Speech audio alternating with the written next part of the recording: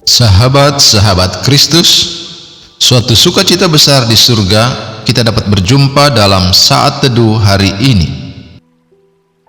Bagian Alkitab yang akan menjadi bacaan kita terambil dari kitab Injil Lukas pasal 7 ayat 11-17 yang berbunyi demikian. Yesus membangkitkan anak muda di Nain. Kemudian Yesus pergi ke suatu kota yang bernama Nain.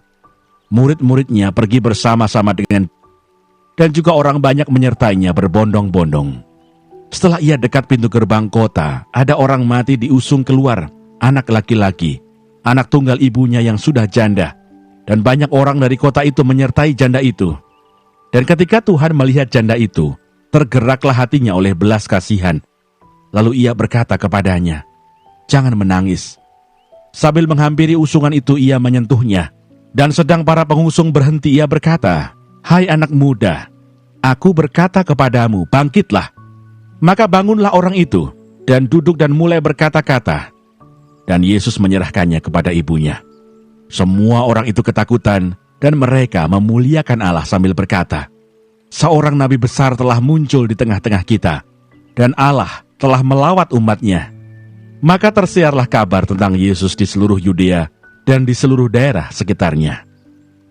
Sahabat-sahabat Kristus, ayat hafalan yang akan menjadi perenungan khusus kita hari ini terambil dari kitab Injil Lukas pasal 7 ayat 13 yang berbunyi, "Ketika Tuhan melihat janda itu, tergeraklah hatinya oleh belas kasihan.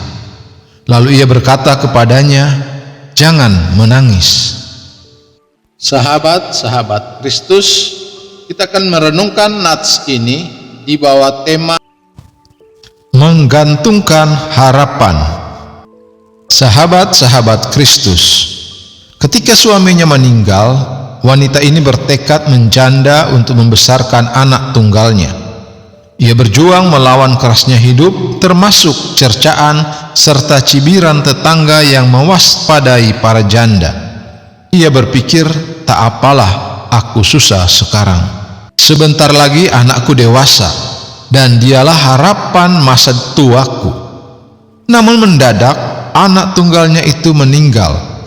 Harapan hidupnya terhempas seketika, sampai ia harus bertanya, "Untuk apa lagi aku hidup?"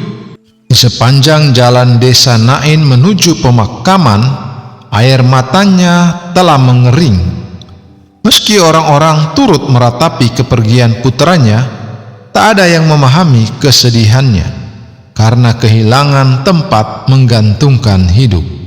Ketika ia berpapasan dengan Yesus, kesedihan mencekik kerongkongannya. Ia tak lagi mampu mengucap, memohon pertolongan. Apakah hati sang juru selamat hanya tergerak jika diminta, dan jika ada iman kepadanya? Ketika hidupnya lumpuh, sang juru selamat memahaminya.